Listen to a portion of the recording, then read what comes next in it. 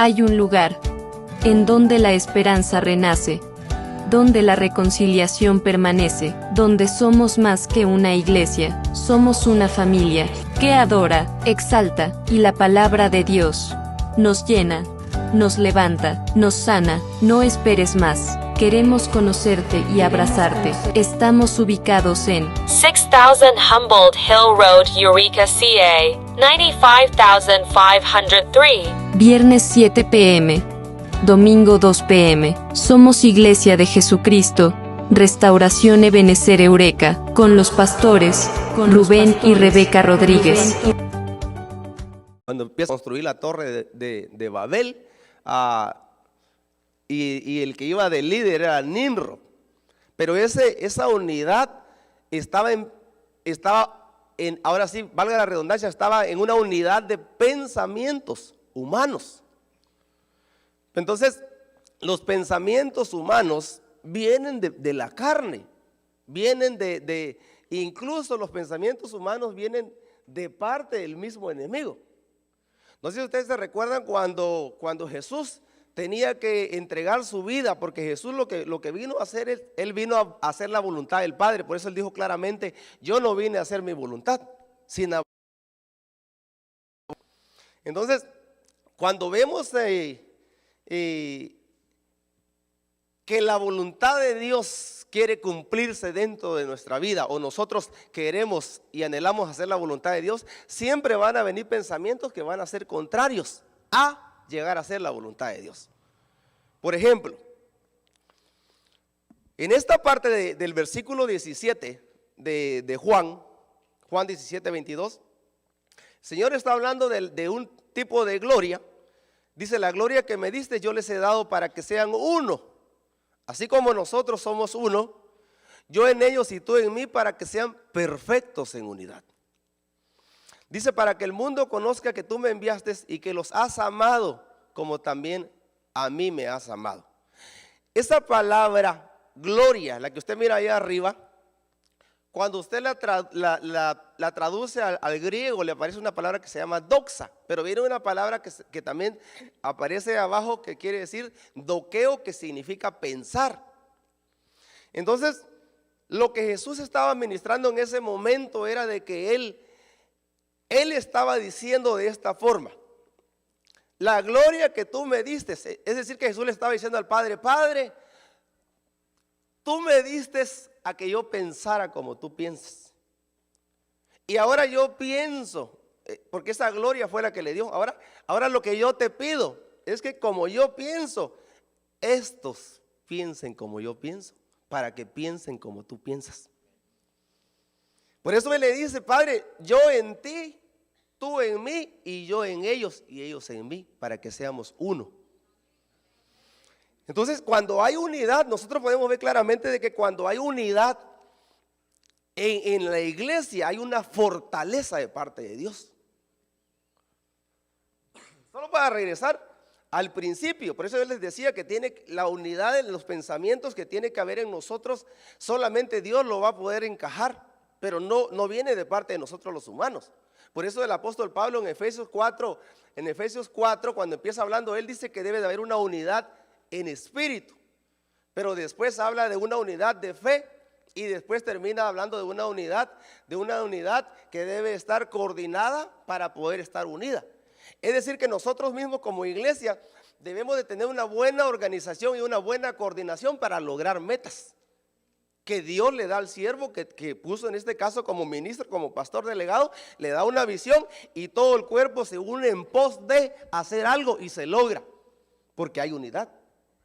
Por ejemplo, ahorita que estaba hablando el pastor, el papá de esta casa, el padre de nuestra alma, estaba diciendo claramente que está agradecido de ver a hijos, que él se va de la casa y se siente contento porque sabe que está respondiendo aunque él no esté aquí. ¿Pero por qué? Porque ¿qué es lo que nos mueve a todos a hacerlo? El espíritu que hay. ¿Y cuál fue el espíritu? El espíritu que recibimos. ¿Qué espíritu recibió, hermano? El Espíritu Santo. Por eso cuando empieza a hablar de la unidad en Efesios capítulo 4 dice: una sola fe, un solo Señor, un solo bautismo, una misma esperanza, un mismo espíritu. Entonces, encajar los pensamientos de uno con otro, solo Dios lo va a lograr. Y el enemigo sabe, miren hermanos, es que el enemigo sabe que si hay una separación de una unidad, él puede atacar fácilmente los pensamientos. Pues, miren pues, regresemos a Génesis. Dios había puesto en el huerto a Adán y a Eva, pero lo que le fue a atacar a Eva fue precisamente sus pensamientos. Porque el apóstol Pablo dice, tengo temor que así como la serpiente con su astucia engañó a Eva, vuestros sentidos sean apartados de la sincera fidelidad de Cristo Jesús. O sea que, ¿qué fue lo que logró la serpiente? Que Eva pensara diferente a Adán, y ahí hubo una desunidad, y ahí entró el pecado, y ahí entró la destrucción. No se podría decir la destrucción de la vida espiritual que había en la relación con Dios y ellos, y fueron expulsados. Por eso cuando en una casa no hay unidad, no sé si usted ha entrado a una casa donde de repente se siente el ambiente mero raro, porque por ejemplo solamente nos damos cuenta que si el esposo con la esposa se llegan a discutir, hermanos, cuando uno está comiendo hay una coinonía, no solo cuando uno come, en varias cosas, pero imagínense que cuando uno está comiendo se empieza a discutir por un desacuerdo del papá con la mamá, los hijos sienten todo ese pesar, y aunque todos sean cristianos, si cambia el ambiente, entra un ambiente bien feo en la casa, cambia todo. Por eso Amós capítulo 3 versículo 3 dice, ¿cómo andarán dos juntos si no están de acuerdo? O sea que el acuerdo trae un poder de parte de Dios. Por eso Jesús cuando viene, su propósito era de que cuando Él se tenía que ir, tenía que venir la llenura del Espíritu Santo, la manifestación, pero tenía que tener un grupo unido. Amén. Hechos capítulo 12 empieza diciendo que estaban todos unánimes juntos para poder recibir el poder. Pero entonces lo que va a lograr el enemigo en nuestra vida es que haya desacuerdo para empezar entre nosotros como iglesia. Y por eso el apóstol Pablo dice, nosotros somos muchos miembros, pero Dios a cada uno le dio como Él quiso. Entonces, por ejemplo, nosotros conformamos el cuerpo de Cristo. Somos el cuerpo, pero hay una cabeza. ¿Quién es la cabeza del cuerpo? Cristo.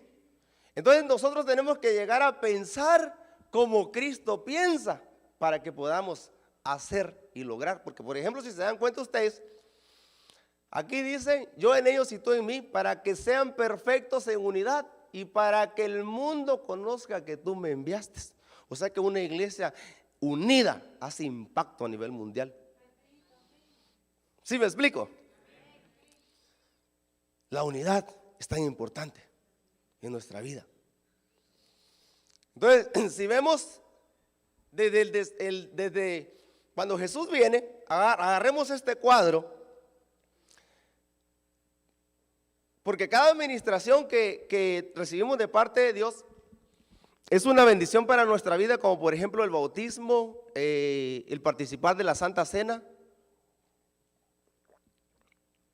la oración, o sea, todas las administraciones que nosotros recibimos como cuerpo de Cristo, es para irnos insertando dentro del cuerpo. Entonces cuando Jesús, el ataque bien tremendo cuando hay un desacuerdo en la unidad que Dios trae, es bien peligroso. Porque por ejemplo en el caso de Jesús se sienta a la mesa cuando tenía que participar de la Pascua e instituir la cena del Señor. Entonces viene Él y se sienta y hay 6 hombres a su lado derecho y 6 hombres a su lado, supongamos. Así lo pintan los cuadros, pero pongamos que había 12 hombres, 6 y 6. 6 es el número de hombres, Él estaba en medio. Y 12 es número de una unidad compuesta. Entonces Él venía a formar un grupo y ese grupo iba a hacer una revolución en el mundo con el evangelio. Pero dentro de esos 12 se metió uno que no estaba de acuerdo y se llama Judas.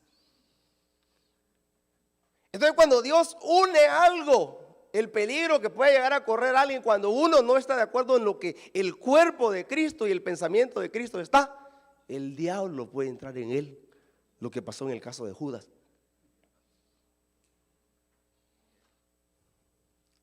Traía división. O sea, la división, nosotros, ¿cómo explico esto? La división es algo que nosotros debemos de saber y pensar que es una maldición, el poder dividir. Entonces, hermanos, por eso les digo que cuando nosotros participamos de la Santa Cena, estamos comiéndonos el cuerpo y adhiriéndonos al cuerpo. En el bautismo, Romanos capítulo 6 dice que estamos siendo bautizados en Cristo. O sea, son ministraciones que para nosotros como parte del cuerpo de Cristo. Entonces, Cristo, Jesús, había llegado a la hora en que él dijo, yo tengo que ser entregado y es necesario que yo sea crucificado. Pero hermanos, todos los demás no pensaban como él pensaba. Porque por ejemplo, Judas lo traiciona. Pedro le dijo, no vayas a la cruz. Y Tomás ya no creía. O sea que dentro de ese mismo grupo de los 12, todos los pensamientos se partieron allí. En el grupo de 12, con Jesús.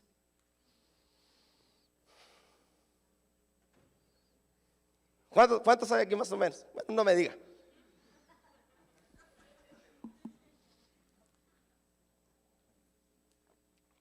Ya me voy a entender lo que quiero trasladar.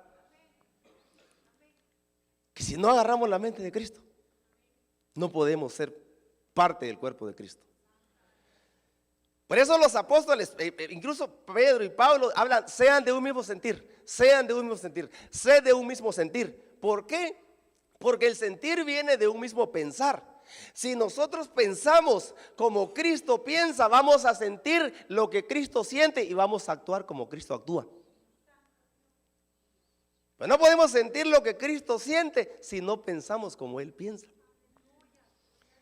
Entonces, aquí, miren 1 Corintios capítulo 1, versículo 10 dice, os ruego pues, hermanos, por el nombre de nuestro Señor Jesucristo, que habléis todos una misma cosa y que no haya entre vosotros divisiones, sino que estéis perfectamente unidos en una misma mente y en un mismo parecer.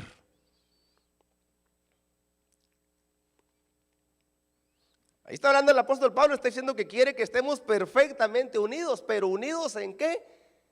En mente y en parecer. Esa palabra mente se dice nous en griego.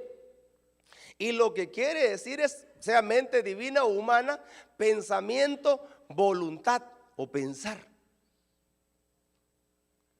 Entonces, ¿por qué no lo entendían todos los apóstoles? No comprendían a Jesús, porque Jesús no quería hacer la voluntad. Ellos querían ponerlo ya como rey a Jesús en Israel.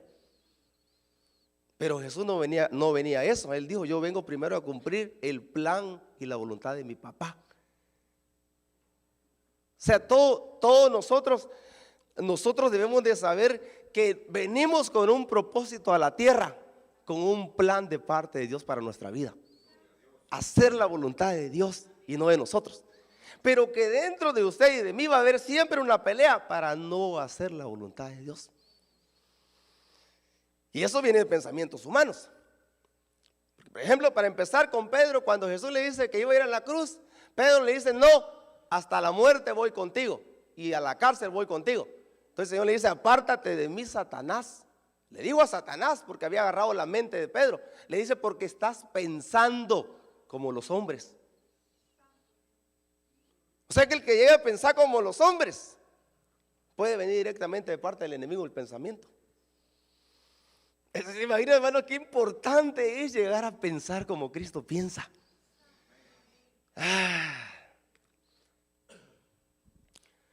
Romanos 12:2, es necesaria la renovación de la mente. Dice, y no os adaptéis a este mundo, sino transformaos mediante la renovación de vuestra mente. Aquí habla que debe de haber una renovación en el nous, para que verifiquéis cuál es la voluntad de Dios, lo que es bueno, aceptable y perfecto. Es decir que al haber una renovación en nuestra mente, porque la renovación viene primero desde el arrepentimiento que viene en nosotros, porque no nació en nosotros. Cuando usted le predicaron a Cristo, usted creyó porque hubo un arrepentimiento en su corazón, pero el que movió ese arrepentimiento fue el Espíritu Santo de Dios. Y esa palabra arrepentimiento, cuando usted la busca en el original, dice metanoeo, cambio de manera de pensar. Entonces usted tuvo un arrepentimiento, aceptó a Cristo y después le nació bautizarse. Pero porque empezó una renovación para ver una transformación. Entonces aquí, la palabra transformados se dice metamorfos. ¿Por qué es necesario que haya una renovación de nuestra mente? Para que venga una transformación en nuestra vida. O sea que, ahora sí, no puede haber una transformación en nosotros si no hay una renovación primero en nuestra mente. Dice claramente. ¿Y qué es transformación? ¿Qué es transformar? Se dice metamorfos, que quiere decir literalmente transfigurar o transformar. Ahí le puse a un significado, dice transformarse es cambiar a una persona de aspecto o de carácter, hacer que una persona o cosa cambie de forma o de aspecto. Es lo que está pasando con usted y conmigo. Usted ya no es la misma persona que era antes. De verdad, usted ya no es el mismo. ¿Se recuerdan de un coro que cantábamos que dice, ahora ya no soy igual? Desde que el Señor puso su vida en mí, ahora ya no soy igual. Pero qué bonito es cuando la esposa de uno le dice, ya no eres el mismo. O los hijos. Pero que no uno lo diga, sino que lo diga alguien de uno. Eso es glorificar el nombre del Señor. Porque dice que el Señor lo que quiere es que demos abundante fruto para que el Señor sea glorificado. Entonces cuando usted da buen testimonio que conoce al Señor, la gloria es para Él. Amén. Y en esta casa, la gloria es para Él. Denle un aplauso al Rey bendito. Me quedo aquí. Entonces, le voy a leer este versículo. Miren lo que pasó en esta transformación. Dice Marcos 9, 2 y 3. Dice, 6 días después Jesús tomó consigo a Pedro, a Jacobo y a Juan y los llevó aparte solos a un monte alto y se transfiguró delante de ellos. Sus vestiduras se volvieron resplandecientes, muy blancas, tal como ningún lavandero sobre la tierra las puede emblanquecer. Pero esa versión que está abajo dice, 6 días después tomó consigo Jesús a Pedro, Santiago y Juan y subió con ellos, o sube con ellos, solos aparte a un monte elevado y se transformó delante de ellos. O sea que cuando Dios quiere empezar a trabajar en nosotros, en nuestra mente y en la transformación, nos va a apartar de todos los demás. Ahí van solo 3 hermanos, solo 3 con Él. Pero que esos 3, al ver la transformación de Jesús, se les empezó a cambiar sus pensamientos de ellos.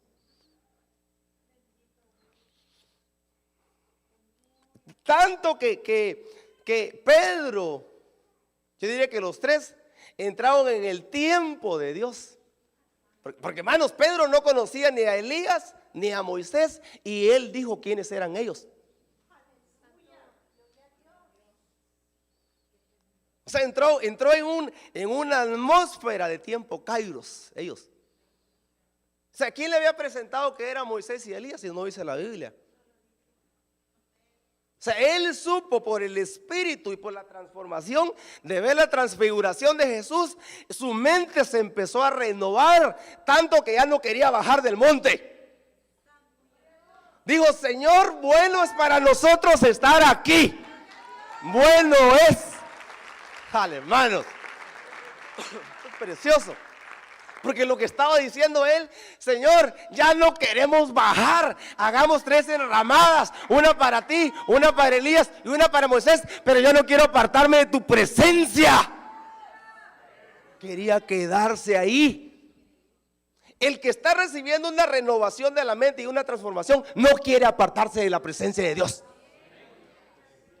Hermano, se olvidó de todo lo que tenía Pedro allá, hasta de su suegra.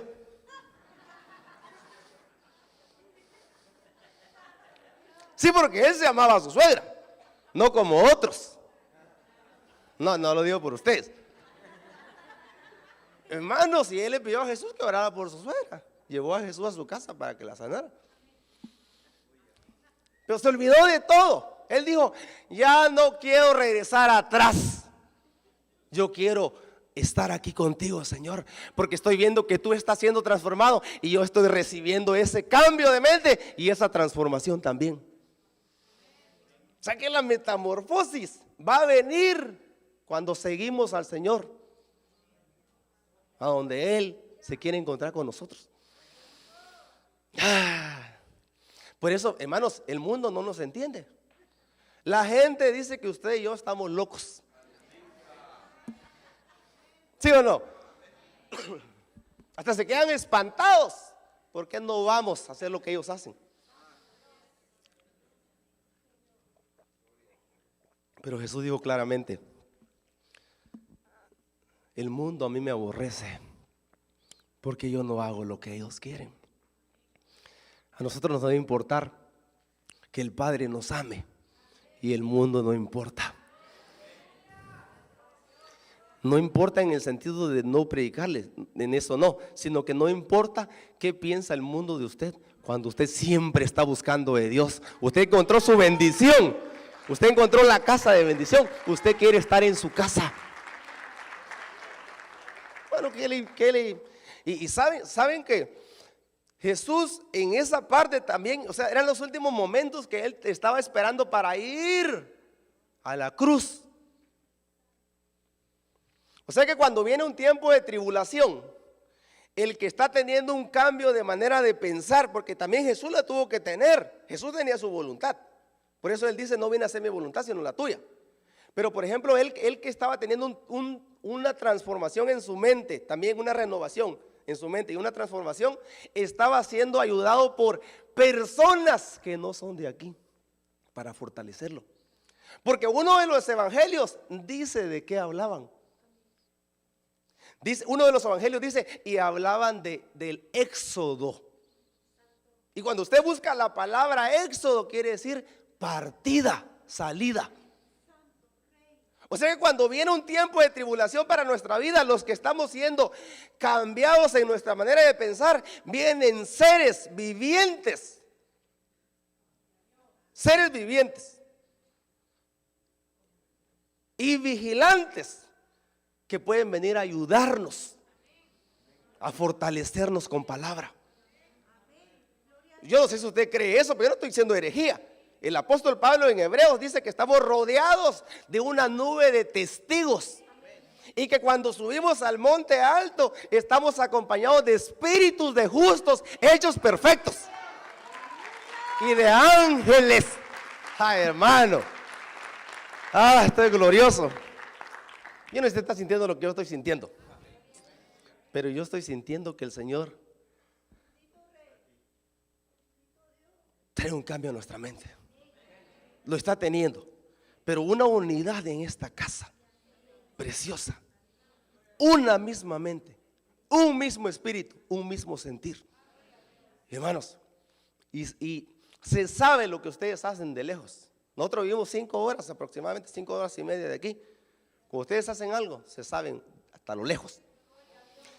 Pero cuando venga la unidad completa, hasta en la misma puerta del infierno se va a saber lo que se está haciendo aquí. Aleluya. Que el Señor dijo claramente: las puertas del Hades no prevalecerán contra la iglesia.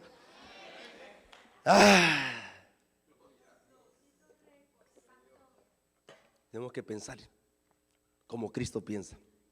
Dile que tienes a la par, tienes que pensar como Cristo piensa. Pensar como Cristo piensa. Si pienso como Cristo piensa, siento lo que Cristo siente. Y voy a actuar como Él actuó. Es el apóstol Juan cuando se va bien profundo dice, si Cristo está en vosotros, caminad igual que Él. O sea, así nada más cortito, ¿va? Caminad así como Él. Entonces aquí, este versículo, miren hermanos, esto es precioso. 2 Corintios 3, 18 dice, por tanto nosotros, todos mirando a cara descubierta, como en un espejo, la gloria del Señor, somos transformados de gloria en gloria en la misma imagen como por el Espíritu del Señor. O sea que cuando aprendemos de la vida de Cristo llegamos a entender lo maravilloso que es Dios y lo que a Él le agrada. Empezamos a pensar como Él. A la medida que tengamos conocimiento de parte de Él, el Espíritu nos empieza a transformar a nosotros. Porque no viene de nosotros la transformación, sino que viene de Él. Amén. Pero a veces el problema es que los pensamientos de todos los demás apóstoles era gloria. Ok, vamos ahorita a levantar al Señor, le vamos a poner la corona, le vamos a dar un cetro y ya lo vamos a nombrar rey, pensaban todos. Pensamiento humano. Porque dice el Señor, ha llegado la hora en que el Hijo del Hombre sea glorificado. Y dijeron, wow, vamos a coronarlo. No sabían que va a ser glorificado. ¿Cómo? Yendo a la cruz. Entonces, esta gloria poderosa, y como este es el mes de perdón, me tocó cerrar. Yo sé en qué fluir están, porque sé del mismo espíritu. Yo sé en qué fluir están, y estamos en el mismo fluir. Yo soy hijo. Entonces, aquí dice que vamos de gloria en gloria, pero cuando usted le pregunta a la persona de gloria en gloria, hasta hay gente que tiene dicho, ¿cómo estás, hermano? Prosperado, bendecido y en victoria. Y sinceramente, no están ni prosperados, ni bendecidos, ni en victoria. Es que no tiene que ser un dicho solamente. ¿Qué es gloria? A veces la gloria, como piensa la mente humana, es, oh, que todos conozcan de mí, que todos sepan quién soy y que yo estoy más arriba de todos. A veces uno piensa que eso es gloria, y eso es la gloria de Dios, porque en las alturas, cuando uno habla de gloria, en las alturas hay diferentes tipos de gloria. Pero esta gloria que la que Jesús vino a enseñarnos sobrepasa todo entendimiento. Miren este versículo. Proverbios 19:11. La discreción del hombre le hace lento para la ira, y su gloria es pasar por alto una ofensa.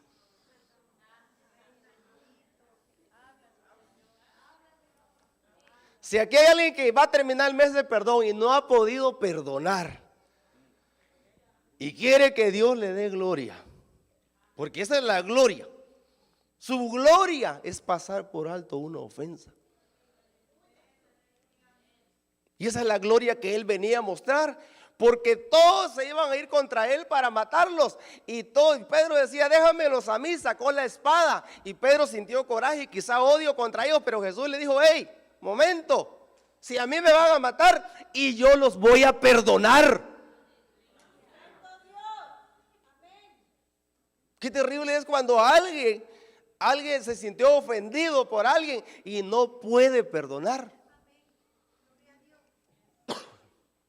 Perdóneme, hermano, pero se está sintiendo más bueno que Dios. Y eso no puede ser.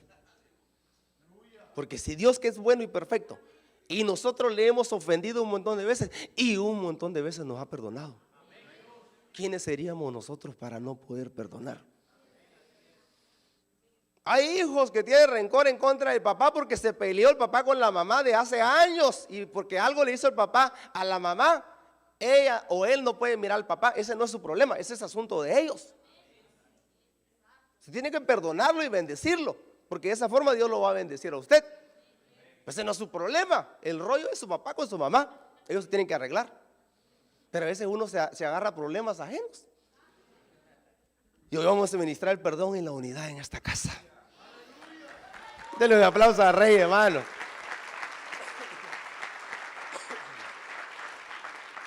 Gloria a Dios. La Biblia Torres Amat dice: la doctrina del hombre se conoce por la paciencia, y su gloria es no hacer caso de las injurias. Fíjense cuántas veces a Jesús lo ofendían, hablaban mal de él. Tranquilo. Jesús decía: no se preocupen, levantan calumnias, blasfemaban en contra de él. Decía: mi papi sabe quién soy yo. A la verdad, y eso me basta. Todo queda aquí, porque cuando uno sabe quién es, en su misma conciencia uno puede descansar. El apóstol Juan dice claramente que no solamente nos reprende nuestra conciencia cuando somos cristianos, sino que el Espíritu de Dios también. Entonces, la Biblia latinoamericana dice: un hombre inteligente domina su enojo al no hacerle caso a la ofensa, se agranda. O sea que él estaba recibiendo grandeza en la forma de que no iba a hacer caso a todo lo que le iban a hacer por usted y por mí. Lo golpearon como un gran delincuente, lo bofetearon, lo golpearon, lo laceraron sus espaldas preciosas, le crucificaron. O sea, hermanos, hicieron una masacre con él. Pero la gloria más poderosa fue ahí, porque él tuvo, la gloria se miraba, y la fama también, cuando estuvo dándole la vista a los ciegos, levantando a los paralíticos, resucitando muertos, Lázaro 4 días de muerto. Pero la gloria más poderosa que Jesús tuvo es cuando estaba en la cruz, y estaban todos ahí, los que lo estaban matando, injuriándole y maldiciéndole. Y él dijo: Padre, perdónalos, porque no saben lo que hacen. Se estaba engrandeciendo su nombre tanto que allá arriba las potestades estaban cayendo, y abajo también había una gran batalla donde él estaba ganando la victoria. Aleluya. Y si él tiene la victoria, nosotros la tenemos también. Pero ahora, lo que quiero ministrar es qué es lo que usted piensa. Romanos capítulo 8 dice: los que piensan en las cosas de la carne, los que piensan en las cosas de la carne, viven en la carne. Y los que piensan en las cosas del Espíritu, son del Espíritu. El ocuparse de la carne es muerte, pero el ocuparse del Espíritu es vida y paz. ¿En qué se ocupa? ¿Qué es lo que se ocupa? Se ocupa de un montón de cosas, afanes, porque también la Biblia habla de mentes llenas de vanidad. Dice que andan en la vanidad de su mente. O sea, hay cosas que no traen. Hermanos, yo me he encontrado con cristianos que cuando van a comprar una Biblia que valga $300, les duele pagarla. Pero a veces compran un par de zapatos que vale 800 y dicen: lo agarré en descuento. Y donde está tu tesoro, ahí está tu corazón. Me dice una hermana: ¿por qué tengo tantos problemas? Siempre me pasa lo mismo, siempre ando con problemas con mi familia, siempre que no sé qué, que no sé cuánto. Pero no siempre llega a la iglesia, hermana. La mira uno de vez en cuando allá, quiere que el Señor haga la obra en su vida, y ella no busca de Dios. No es lo mismo que Dios te buscó a ti primero, te encontró, y que después tú lo busques a Él, porque Jesús dijo: el que me sigue no andará en tinieblas. Pero allá no dice el que cree, el que me sigue. Entonces, y todavía me pregunta para acabarla: pastor, ¿y es malo la zumba? Digo, con razón anda zumbando esta hermana. Ya le iba a decir zumbadora, pero zumbadora en México es una culebra, hermanos. Y los mexicanos, algunos mexicanos saben que a una culebra le dicen zumbadora. Pastor, ¿y una zumba? Pues sí, pero piensa solo en lo terrenal y no tiene paz, porque le dedica un montón de tiempo. Ese se la pasa zumbando 5 horas. Y cuando va a la iglesia y la alabanza ya tardó 1 hora, ay, qué cansado estoy. Y el pastor viene de Eureka y se estaba predicando 1 hora. No, yo 1 hora. ¿Cuánto tiempo llevo? 40 minutos llevo.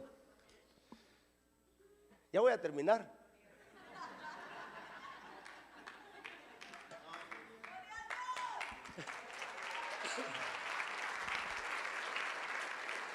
Gloria a Dios. Pero ¿cómo va a haber un cambio en nuestra mente si te ocupas de otras cosas? No, pastor, si yo no tengo, me dicen, hermano, es que tengo que ir al gimnasio porque mire, tengo que tener músculo en mi cuerpo y las muchachas me miran y me queda bien el traje y que no sé qué. Papayito, estás almacenando carne maciza para el gusano. No me vayan a tomar como legalista. Es que mire, pues, no me vayan a tomar como legalista. Échale la culpa al apóstol Pablo. Dijo, ejercítate para la piedad. El ejercicio corporal para poco aprovecha. ¿Sí o no?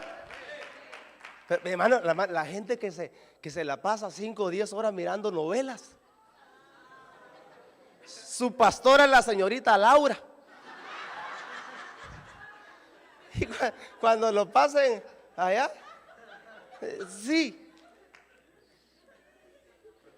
¿Cómo va a haber una renovación en nuestra mente si no hay una dedicación? Tiene que haber una dedicación. Usted fue llamado a ser semejante a Él, y yo también. Hermanos, póngase sobre sus piecitos. Quiero ministrarle.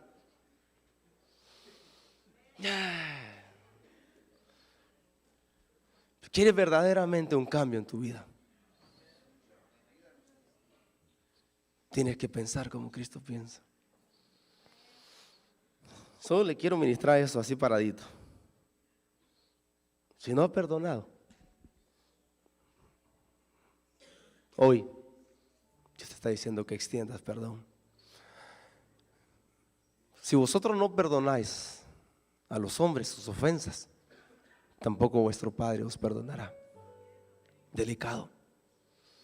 Es delicado cuando una persona no perdona. Que haya un perfume de adoración en esta casa. Que haya una unidad en el Espíritu en esta casa. Hay una unidad en el Espíritu. Pero que nosotros,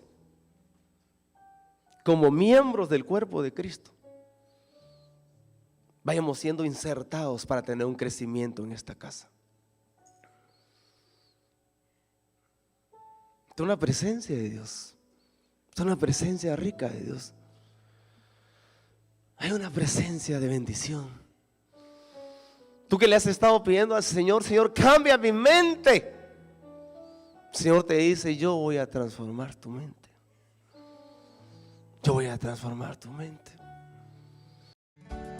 Hay un lugar en donde la esperanza renace, donde la reconciliación permanece, donde somos más que una iglesia, somos una familia que adora, exalta, y la palabra de Dios nos llena, nos levanta, nos sana. No esperes más. Queremos conocerte y abrazarte. Estamos ubicados en 6000 Humboldt Hill Road, Eureka, CA, 95503. viernes 7 p.m. domingo 2 p.m. Somos Iglesia de Jesucristo, Restauración Ebenezer Eureka, con los pastores Rubén y Rebeca Rodríguez.